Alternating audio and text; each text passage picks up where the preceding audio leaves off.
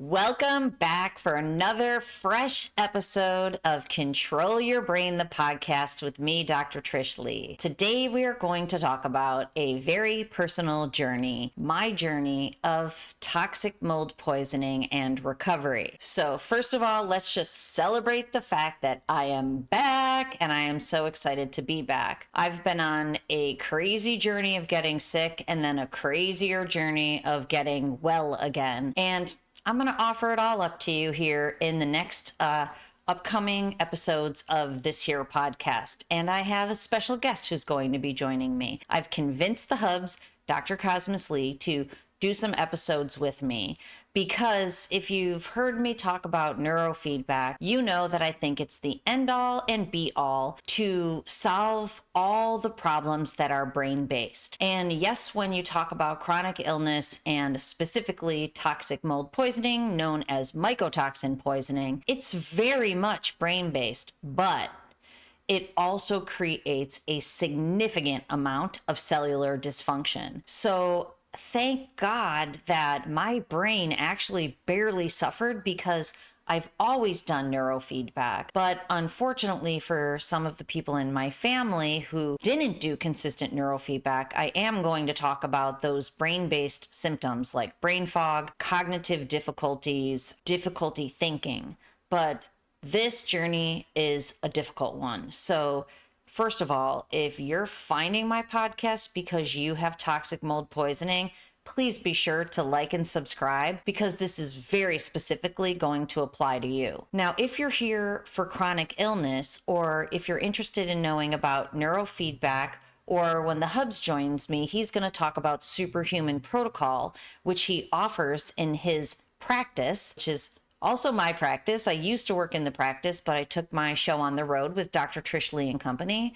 So we're going to join together so that we can talk about the brain-based issues that come along and the solutions, of course, and then the cellular dysfunction and the body challenges that come along, unfortunately, and the solutions. So as we move through these episodes, what I'm going to do is provide to you a way that you can help your own cause at home with all the chronic illnesses and the autoimmune disorders and everything. I'm going to read you a list in 1 second of everything that I have suffered with, and I'm probably forgetting some things, but I'm going to read you a laundry list so that you understand the breadth and depth of how far this goes and how it applies to pretty much every person out there with chronic illness. But I'm going to give you a solution that you can do at home. But what I know about this journey is they only get you so far. I've had to invest hundreds of thousands of dollars, not that I wanted to, but to be able to stay alive and to be able to sit in this seat here today, that's what was necessary. My health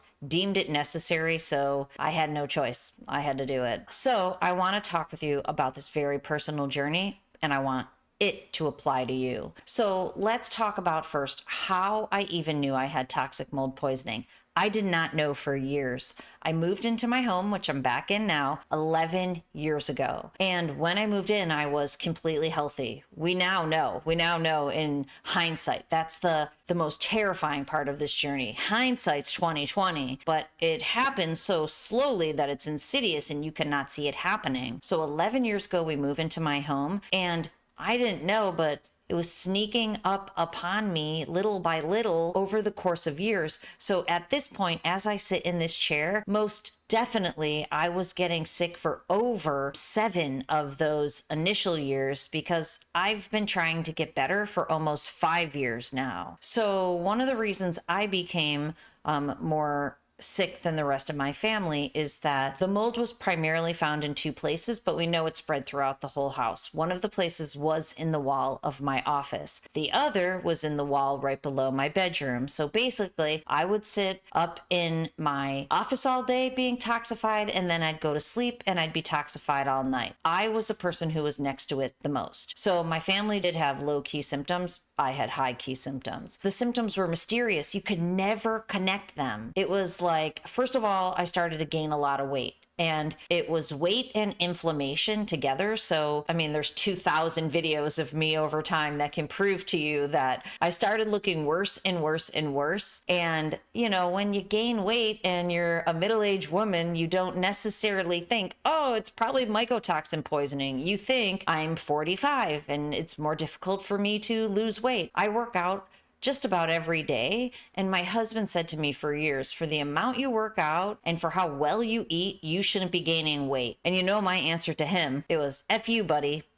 I'm a middle-aged woman and I'm getting older. So of course, in hindsight, I'm like, oh, maybe I should have listened to him. So there's many times I should have listened to him. There's many times he should have listened to me too throughout this journey. And we're going to share some of those. But those mysterious symptoms came on. So inflammation, weight gain, those were the earliest symptoms. I now know that it was affecting my thyroid and I had Hashimoto's coming on. And that was part of the weight gain, chronic inflammatory response syndrome, CIRS is what they call it. That was something that was happening early. One of the earliest, this was when really the tipping point happened, not the earliest, but the most identifiable symptom, that I got an eye infection. It was a corneal ulcer. And what happened there was it felt like I had sand in my eye and I couldn't get it out. So I went to urgent care and the doctor who looked at it, he's like, it's a scratch on your cornea and it's very pretty. This is what he said. It's kind of beautiful. He told me to put a hot compress on it. Thankfully I didn't, because that would have made all the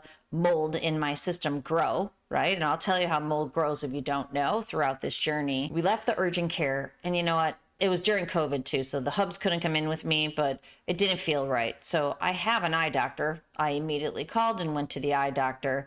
They're like, the pretty feature of that, it's a corneal ulcer, basically something eating away at my cornea. I went back to them for a long time. They can never figure it out. That was one of the early symptoms. Not long after that, I had a tooth infection that was really, really bad. The opposite side, ipsilateral side. Of course, I dug into the research, but I couldn't get any doctors to believe me. I found research that says that if you have an eye infection on one side and a tooth infection on the other, there's likely something happening within your sinus cavity. Later on, I learned it was a mold colony that set up camp in there, and that's why I had so many eye problems, mouth problems, skin problems on my face. So again, you want to see it, 2,000 videos. These are these little symptoms that came on and I couldn't ever put the pieces together. Then I developed mast cell activation syndrome, MCAS. And in those videos, I'm wearing a pound of makeup, but I will share some photos through this journey. My skin was white and red. So white in some areas, red in others at all times. It would ebb and flow, it would be worse, but it was bad news. Basically, mast cells in your system go on overload and there's mitochondrial dysfunction and system starts shutting down. That's all the cellular stuff. At finally, when the hubs believed me that there was a problem and well into the journey, what he did was he started to buy pieces of equipment to add to his office. And all those pieces of equipment, without him fully knowing, it became the absolute protocol that on my journey back pushed me forward really fast. There was a couple things and I'm going to share them with you. Those are the early symptoms and they were mysterious. They didn't fit together. And this is what happened. It was summer a few years ago, and I knew something was in the house. And I said to the hubs, this house is killing me. I've got to get out. I slept on the back porch. It was like 95 degrees. I could hear coyotes. I slept on the back porch and I moved out. I got a townhouse. Unfortunately, that townhouse was also very moldy because now I know where I live in North Carolina is one of the mold capitals of the world. But I moved into this townhouse. We lived there for 6 months. The hubs followed me, started to believe me, but he was just overwhelmed. I was so sick and he didn't know what to do. We didn't know what was causing it, so we couldn't figure out how to solve it. I'm going to tell you how I solved it eventually, but we ended up having to buy a whole new house, move into it. We had to take our actual house down to the studs, basically. We got rid of every single belonging that we owned, and there's 7 of us, and we had to start rebuilding our life as I rebuilt my health, which I'm going to share with you. But let me read you the list of things I now know are associated with mycotoxin poisoning. Are you ready for them? It is long. Get a cup of coffee. Number 1 symptom was I had static shocks all the time. Now, I did not know at the time that that is a number 1 sign that you possibly have mycotoxin poisoning. Now, right now, as I record this, it's very dry out, so everybody's getting static shocks. But I had developed a compensatory strategy. Anytime I touched a light switch, I would ground myself by touching the wall, then I would turn it on. So when my first doctor asked me, do you get static shocks? I'm like, yeah, I actually have this little strategy not to touch the light switches. Who knew?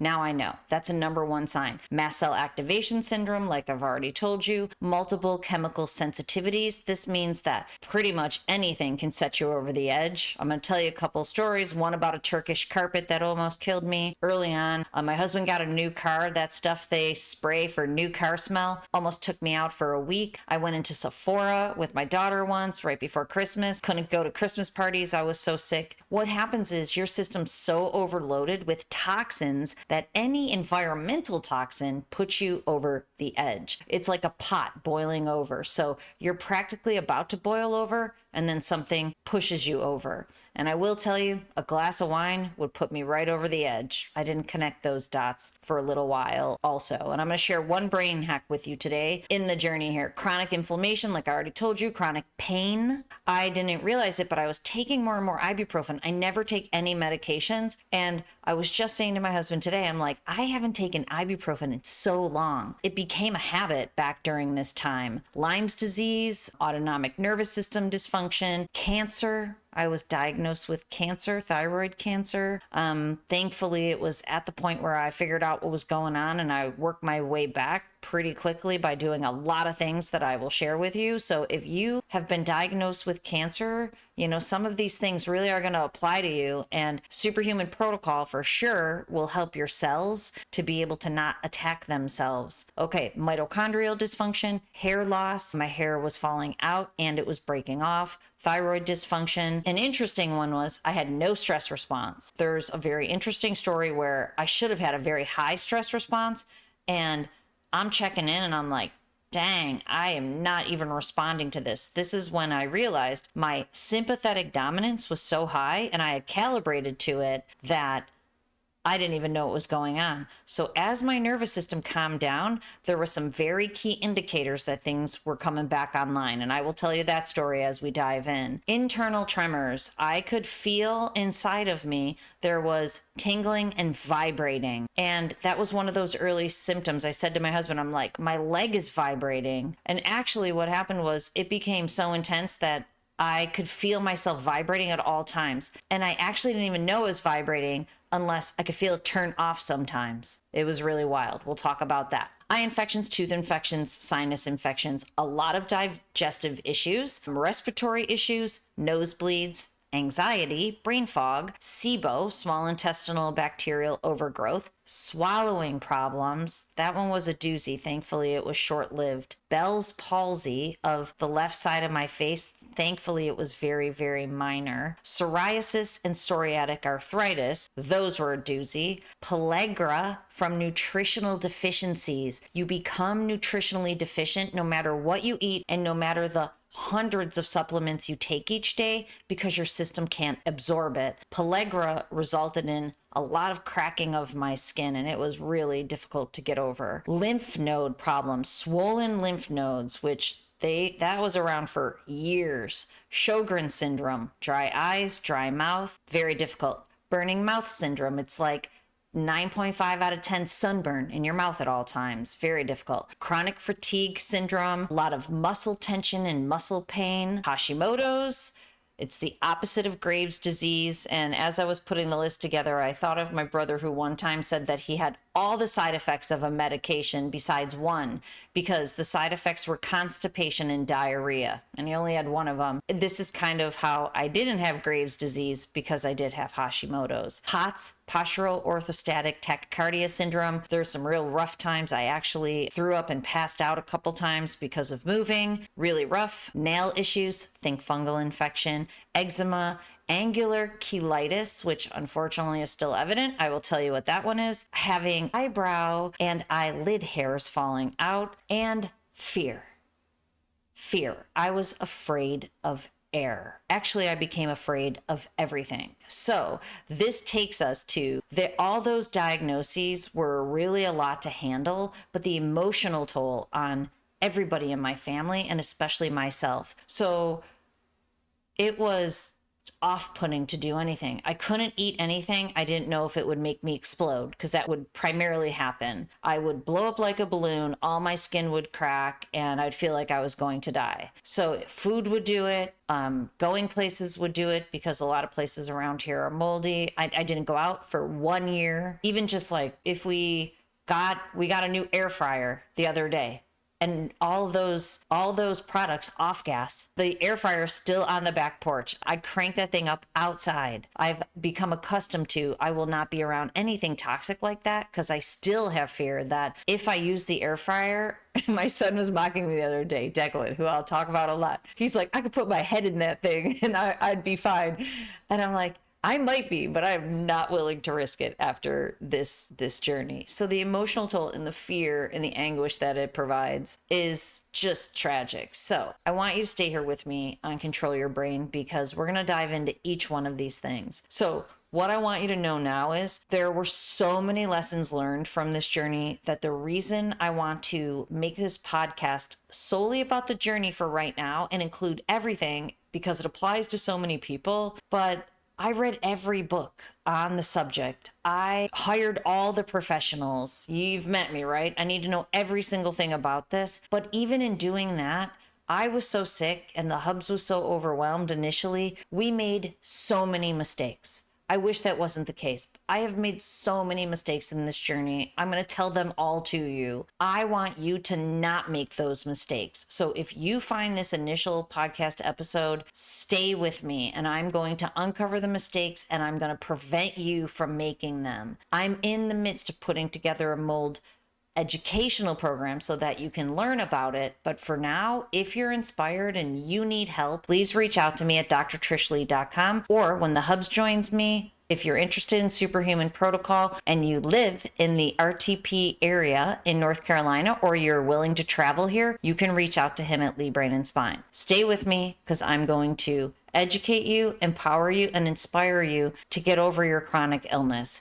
If I can do it, you can do it.